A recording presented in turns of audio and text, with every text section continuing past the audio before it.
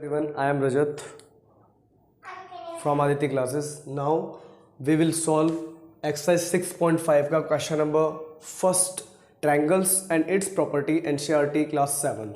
ठीक है, तो coming to question number first, let's see how to solve this question. ठीक है, अब ये क्या है, उससे इसको solve करने से पहले first of all when we are solving this type of question we have to understand one thing, that is कि ये क्वेश्चन जो है ये है पाइथागोरस थ्योरम से रिलेटेड। और ये अब क्या होती है पाइथागोरस थ्योरम, ये हमेशा पाइथागोरस थ्योरम जो होती है ये हमेशा राइट एंगल ट्रायंगल पे ही लागू होगी, है ना, उसी पे ही हम इसको यूज़ कर सकते हैं। Otherwise we can not use on जो अदर ट्रायंगल होता है ना, ये इन पे हम इस थ्योरम को यूज़ नहीं कर सकते। ठीक है, this property will not work equilateral scalene, इस पे नहीं वर्क करेगी।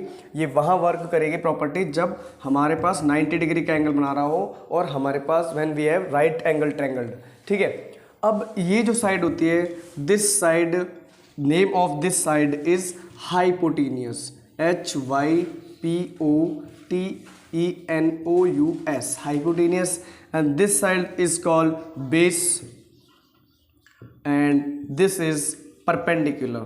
First of all we have to understand this thing, otherwise we cannot solve any question of this exercise 6.5.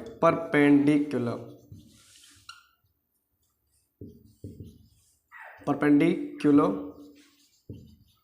इसको कोई हाइपोटेनियस कोई हाइपोटेंस पढ़ता है, दो नेम सुने होंगे, ये बेस ये परपेंडिकुलर, और जहाँ पर परपेंडिकुलर होता है वहाँ पे हमेशा 90 डिग्री का एंगल फॉर्म होता है।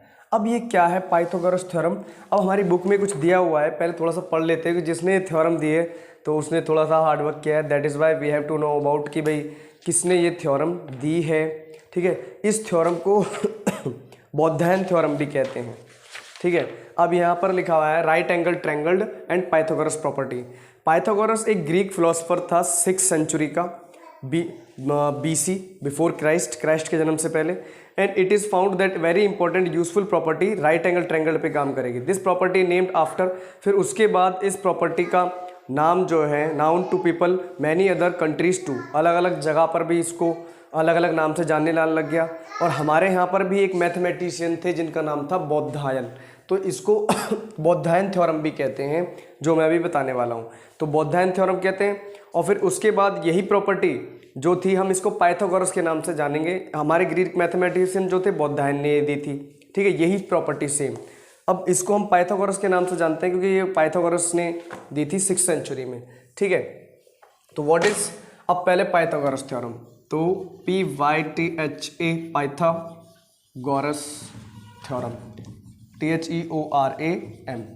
पाइथागोरस थ्योरम देखो ऐसे है, इसको हम शॉर्ट नेम दे सकते हैं, इसका फर्स्ट कैपिटल लेटर ले लेते हैं H, इसका फर्स्ट लेटर B और इसका P। ठीक है, तो वो क्या होता है, पाइथागोरस थ्योरम होती है हाइपोटेनियस का स्क्वायर जो होता है वो किसके सम के बराबर होगा, बेस के स्क्वायर के सम के और परपेंडिकुलर के स्क्वायर के सम के।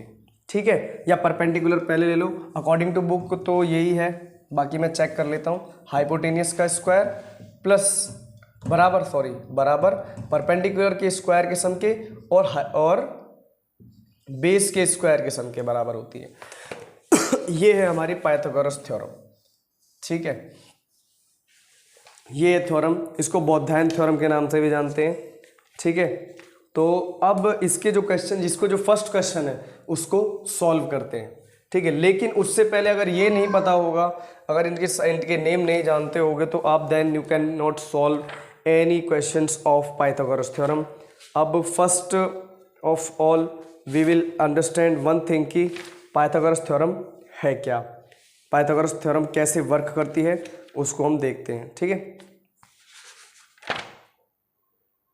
आते हैं अपने इस फर्स्ट क्वेश्चन पे। ठीक है, अब ये क्वेश्चन है, हमें दे रखा है कि PQR एक ट्रायंगल। ठीक है, तो मैं इसको रब कर देता हूँ। First of all we will rub this, तो इसको पहले लिख लेना, अदरवाइज कोई भी क्वेश्चन सॉल्व नहीं होगा। अब ये बोल रहे हैं PQR एक ट्रायंगल है, तो PQR एक ट्रायंगल है, मैंने जैसे बताया कि ये हमेशा राइट एंगल ट्रायंगल पे ही वर्क करेगी प्रॉपर्टी, अदरवाइज ये प्रॉपर्टी, ये थ्योरम जो होगी वो वर्क नहीं करेगी किसी भी अदर ट्रायंगल पर। तो ये हो गया हमारा 90 डिग्री का ट्रायंगल। अब ये बोल रहा है PQR, PQR right triangled at P, मतलब कि अब बच्चे इसमें बहुत बड़ी मिस्टेक करेंगे। ये जिस बच्चे ने किया भी था, एक बच्चे ने यहाँ पे क्लास में जब सॉल्व किया था इसको, तो उसने क्या करा, PQR इसकी नेमिंग कर दी, विच इज़ रॉन्ग।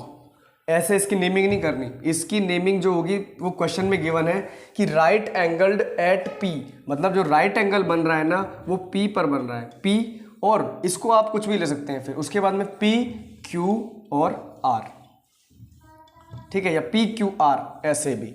बट लेकिन यहाँ पर ये जो बोल रखा है this thing is very important, ठीक है। Now let's see how will solve this question. अब है PQ हमें दे रखी है 10, तो PQ क्या है, ये बेस, ये हमें गिवन है 10 centimetre. Next is PR is 24 centimetre and QR hypotenuse, QR जो है वो हमें फाइंड आउट करनी है, ठीक है। अब सॉल्व करते हैं। सबसे पहले हमें लिखना पड़ेगा यहाँ पे बाय पाइथागोरस थ्योरम, ठीक है।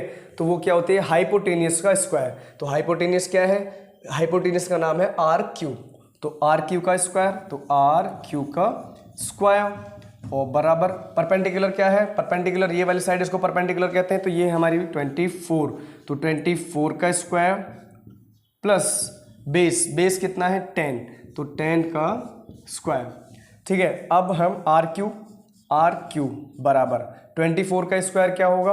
अब जैसे मैंने अभी स्क्वायर एंड स्क्वायर रूट में जैसे हमने पढ़ा था, मैंने बताया था उसको कैसे सॉल्व करते हैं। जब किसी का स्क्वायर होता है मतलब 24 मल्टीप्लाई 24, ठीक है, 4 4 ज़ा 16, 1 कैरी, 4 2 ज़ा 8, 1 9 मल्टीप्लाई 2 4 ज़ा 8 और 2 4 ज़ा 8, 2 2 ज़ा 4, और इसको सॉल्व कर ऐड कर देंगे अब 6 9 8 17 1, ये आ गया 576, तो 576 प्लस इसका स्क्वायर सॉल्व करेंगे तो 10 10 ज़ा एज वी नो दैट 100, ठीक है, तो 10 10 ज़ा हमारा हो गया 100।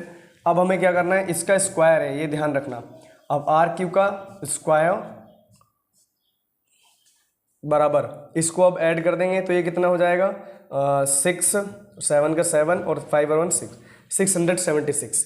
अब now what we have to understand here कि भाई यहाँ तो स्क्वायर है और हमें चाहिए PQ, QR चाहिए हमें, QR RQ, बात एक ही, इसको एक्सचेंज कर लेना। अगर RQ करना है तो RQ या QR कर लेना, इसको कोई प्रॉब्लम नहीं है। हमें RQ चाहिए, लेकिन RQ तो गिवन RQ का स्क्वायर आया है यहाँ पे। तो अब जब हम स्क्वायर को उस साइड, जैसे हमने सिंपल इक्वेशन में किया था ना, व्हाट डिड देयर, भाई प्लस को उधर लेकर गए, प्लस की वैल्यू को पॉजिटिव नेगेटिव को लेकर गए डिवाइड में, ऐसे ही जब स्क्वायर को उधर लेकर जाएंगे तो ये हमारा इस पर रूट, ये वैल्यू हमारी रूट में आ जाएगी, ठीक है। अब रूट में अगर कोई वैल्यू होती है तो इसलिए हमें उसका स्क्वायर फाइंड आउट करना होता है। तो स्क्वायर हम फाइंड करेंगे बाय प्राइम फैक्टराइजेशन मेथड, ठीक है, एक तरीके से HCF प्रोसेस या LCM प्रोसेस वाले से, इस तरीके से जैसे हम करते हैं प्राइम फैक्टराइजेशन मेथड। तो वो क्या होता है, ये पीछे 6 है, डिविजिबिलिटी, तो डिविजिबिलिटी से ये 6 से पीछे 2 से चला जाएगा ये, तो 2 3 ज़ा 6 और 2 3 ज़ा 6 और 1 यहाँ हो जाएगा 2 8 ज़ा 16। अब पीछे 8 है तो अभी भी 2 से सॉल्व हो जाएगा, 2 1 ज़ा 2, 1 उधर, 2 6 ज़ा 12 और 1 इधर, 2 9 ज़ा 18। अब पीछे 9 है तो ये इसका डिविजिबिलिटी टेस्ट करते हैं, तो ये 9 और 6 15 और 1 16, तो ये 2 से नहीं जाएगा, ये 3 से भी सॉल्व नहीं होगा, तो ये सॉल्व हो जाएगा हमारा 13 से। तो सॉल्व करते हैं तो 13 1 ज़ा 13, यहाँ से कितना बचा 3, तो इधर हो जाएगा 13 3 ज़ा 39, और ये हमारा सॉल्व हो जाएगा नेक्स्ट 13 1 ज़ा 13। अब इसके जो फैक्टर्स आए हैं उनको लिखेंगे हम यहाँ पे, तो 2 मल्टीप्लाई 13 मल्टीप्लाई बाय 13। अब इनको, ये जो हमारे प्राइम फैक्टराइजेशन से इसके फैक्टर्स आए हैं उनको हम यहाँ पर राइट करेंगे, तो RQ या QR बराबर जो रूट में क्या वैल्यू आ जाएगी हमारी, तो 2 इंटू तो 13 इंटू 13, ठीक है। इसको now we will rub this, इसको मैं रफ कर देता हूँ। अब रूट में जब कोई वैल्यू होती है तो हमने जैसे स्क्वायर रूट सॉल्व किया था तो इसका पेयर बनाएंगे, पहले इसका पेयर हो गया, इसका ये पेयर हो गया।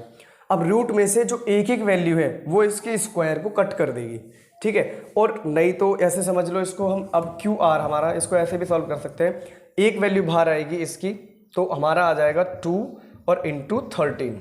अब एक वैल्यू कहाँ गई, अगर इसको ऐसे सॉल्व करते हैं भाई 2 का स्क्वायर और मल्टीप्लाई 13 का स्क्वायर, ऐसे भी लिख सकते हैं, तो उससे ऐसे समझ लो इसके स्क्वायर से या फिर ऐसे ऐसे भी कर सकते हैं कि 2 × 13 का होल स्क्वायर और स्क्वायर से रूट कट गया। ऐसे क्वेश्चंस 9th में बहुत आएंगे, वहाँ पर पाइथागोरस थ्योरम ही अप्लाई होगी। ठीक है, तो अब स्क्वायर से रूट चला गया तो फिर हमारा क्यू आर बराबर हो गया 13 2 26।